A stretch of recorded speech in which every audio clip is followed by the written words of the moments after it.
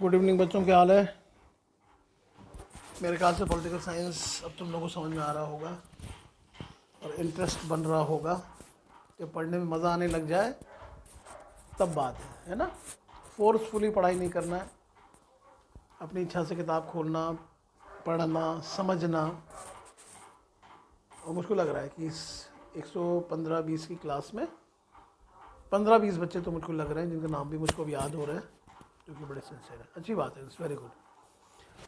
अभी किसी बच्चे ने एक मैसेज डाला था, मैंने पढ़ लिया, थोड़ा मैं खाली भी था। उन्होंने कहा कि सर आंसर देखो, सबसे आंसर कैसे देना, ये सबसे इम्पोर्टेंट फैक्टर है। बात ज़रा समझना, एडमिशन लेना और एडमिशन लेकिन अच्छे नंबर स्कोर करना, ये तो बहुत ज़रूरी है। अच्छे नंबर ज़रूर आने चाहिए, पर अच्छे नंबरों के साथ ये भी ज़रूरी है कि नॉलेज का लेवल भी आपका बढ़े, है ना। जो नॉलेज 12th में थी, पढ़ पढ़ के आपको ज़्यादा चीज़ें समझ में आए। कुछ ऐसे टॉपिक जो समझ में ना आ रहे हैं उनको आप पूछें, मैं बार बार कहता हूँ।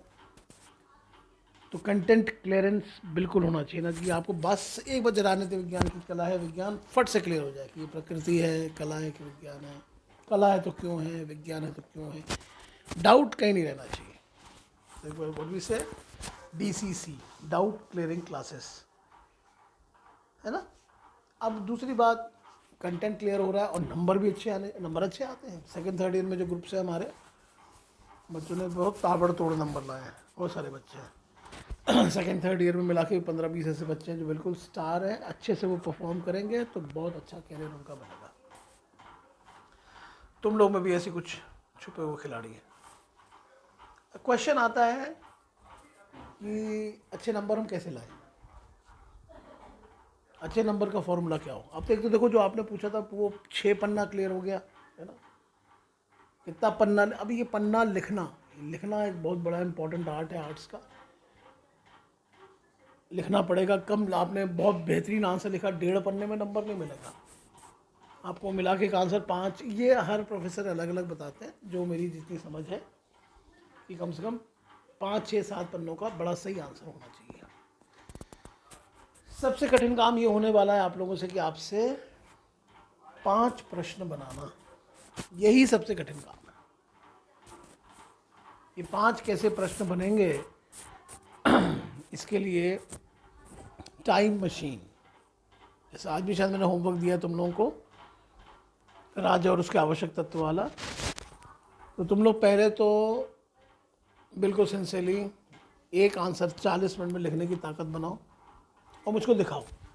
उसका आंसर मुझको सेंड करना। PDF बनाना नहीं आता, PDF बनाना भी सिखा देंगे, या वो भी क्लियर हो जाएगा। पर पहले आप ये सीखें कि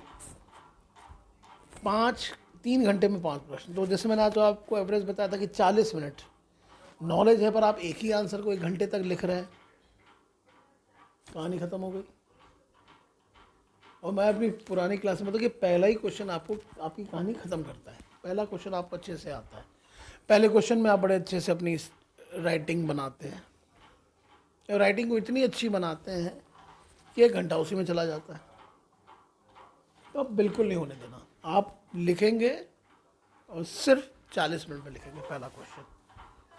फिर स्पीड बन जाएगी, हाथ खुल जाएगा। फिर आने वाले चारों प्रश्नों को 35 मिनट पहले तो ये करके, ये पहला काम ये है, अटेम्प्टिंग ऑल द 5 क्वेश्चंस। अब इसके बाद दूसरी बात होती है कि क्वेश्चन के क्रम को आप तोड़ सकते हैं।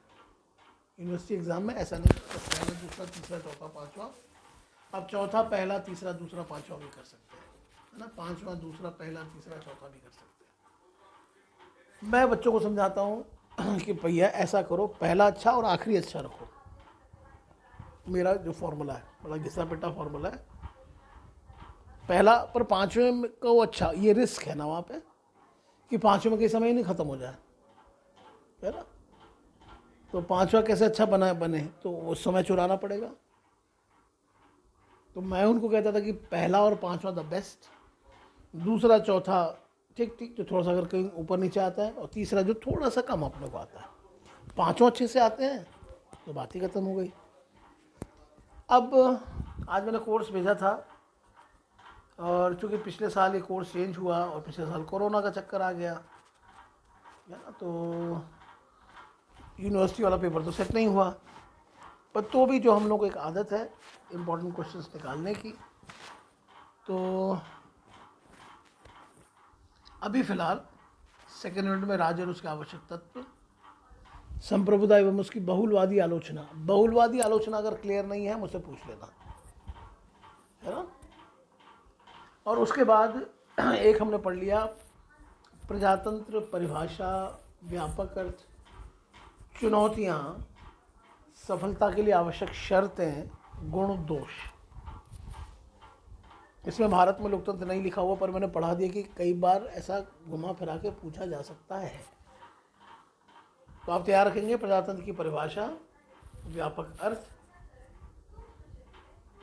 चुनौतियाँ, सफलता के लिए आवश्यक शर्तें और गुण, दोष, है ना।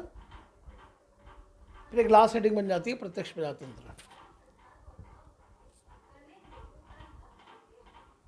है ना।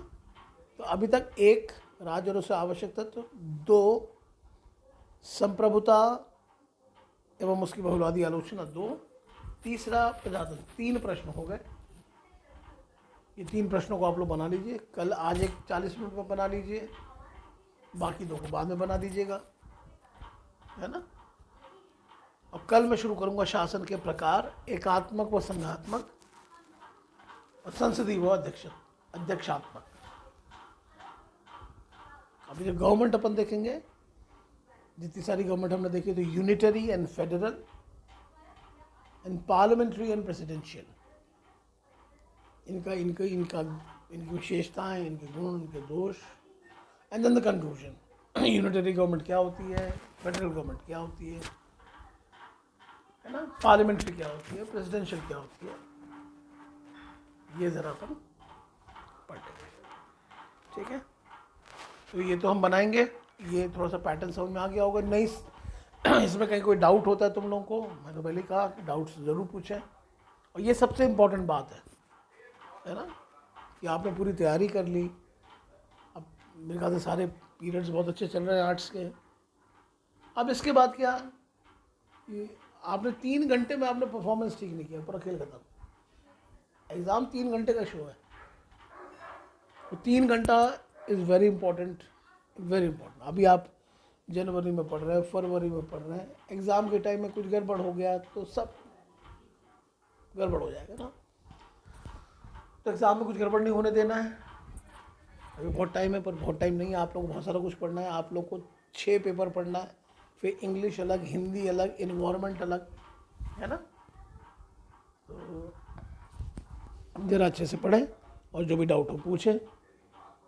और जितना मैंने ख़त्म कर दिया, सब पे तो मैंने सब कुछ बना ही दिया था।